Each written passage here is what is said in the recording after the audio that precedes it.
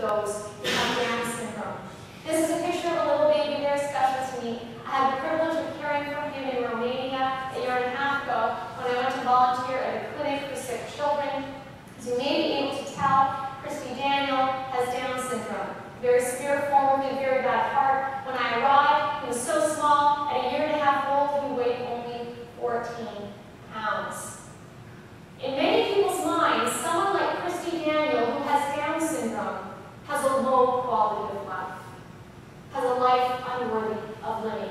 In fact, so many people think that approximately 90% of Down syndrome diagnoses end in abortion. I was at a lecture a week ago by Dr. Margaret Somerville at the University of Calgary, and the statistic she gave was 94%. 94% of positive Down syndrome diagnoses end in abortion. If that's not a parallel to the Holocaust, I don't know what is.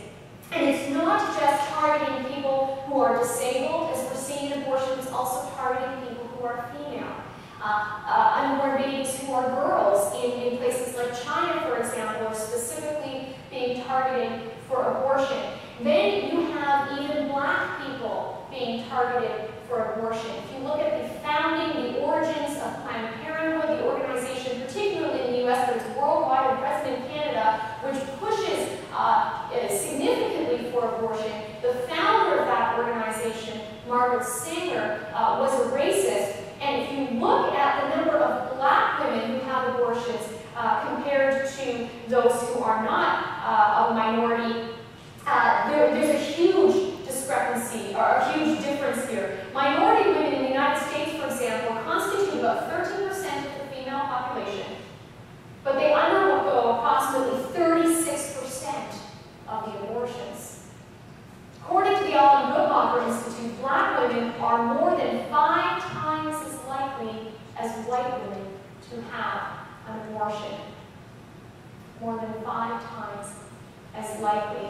What I'd like to do now is play for you a clip of Dr. Alveda King speaking. She is the niece of the great Dr. Martin Luther King, Jr. She is a woman who has had 2 abortions and who firmly believes in the parallels between abortion and historical atrocities. And the particular clip I'm going to play is of her speaking at the Genocide Awareness Project, which is a graphic exhibit, which is basically a pictorial form of my presentation, making the case of abortion, equity, and other atrocities. As a niece of Dr. Martin Luther King Jr., I'm Dr. Alveda King. I have a dream. It's in my genes. My whole family has been pro-life. I learned from my mother that my grandfather, Dr. Martin Luther King Sr., kept her from aborting me in 1950. This was after Planned Parenthood had come to campuses much like this, and they came to campuses all over America saying, we're the birth control league, and if you don't want to have a baby, use this. And even if you get a baby, we know ways that you don't have to have a baby. And so mother was a college student, much like here, and she said, I don't want a baby, I want to finish college. And Daddy King said, that's a person. That's not a lump of flesh. That's a little girl. There was no ultrasound back then. But Daddy King knew that I was a girl. And so if we fast forward to the 1960s, late 1960s, after the assassination of my uncle, Martin Luther King Jr., and the mysterious death of his brother the next year, I had just gotten married. I had a little baby. I went to a doctor. And the doctor says, well, you have one baby. You don't need another baby. Let's see. Let me send you to this place that will help you. Don't tell the church or your parents or your family or anyone like that. And so, as a result, I ended up having 2 abortions and hiding those from my family. But in the mid-1970s, after Roe versus Wade had passed, I was going to have another abortion, and Daddy King says, that's not a lump of flesh, that's my grandbaby. So that's the kind of life that I have lived and grown up in. And in 1983, I repented from my own abortions and all the harm that was caused by the abortion, including the death of my little baby, whom you see in the pictures behind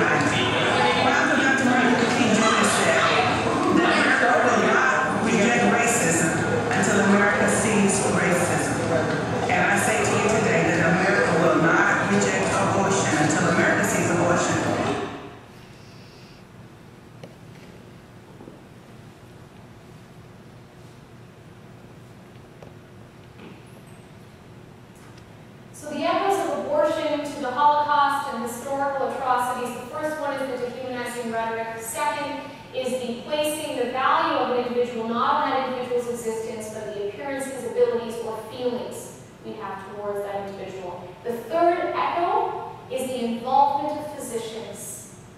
Involvement of physicians and the use of medical experimentation.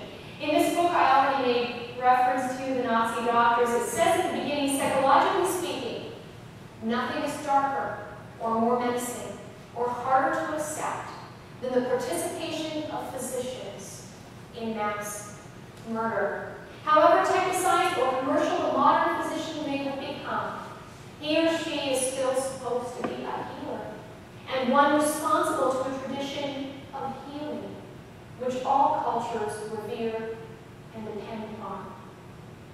Nothing is darker or more menacing or harder to accept than the participation of physicians in mass murder. That's what the Holocaust was, and that's what abortion is. It is the participation of physicians and nurses and those who know better in mass murder. The woman in crisis pregnancy is often overwhelmed with a lot of fears, a lot of anxiety, but the physician is not as emotionally involved in all the crises which could play out in the woman's life as will play out in his or her life. It's the physician who has a lot of education in the development of the unborn child, the development of pregnancy, and tragically with abortion, it's the physicians who are involved directly in the killing process. Besides the involvement of physicians, generally speaking, there is the use of medical experimentation. We saw that in the Holocaust with the medical experiments done on Jews to supposedly help the Aryan race. And what we see now with the unborn is medical experimentation done to try to benefit foreign people. We see that most specifically with embryonic stem cell research. Some people argue that needs to be promoted because we may be able to get discoveries to help people with Parkinson's disease. But in order to obtain the stem cells from the embryo, you kill that human being in the process. And if it's wrong to kill Jews to create information or obtain information to help others, why is it okay to kill the unborn to potentially gain information to help us? The fourth parallel is the systematic nature of the killings. And as we know, the Holocaust was extremely systematic. Several years ago, I was in Auschwitz, I was in Poland, and I toured Auschwitz I, Auschwitz II, Birkenau.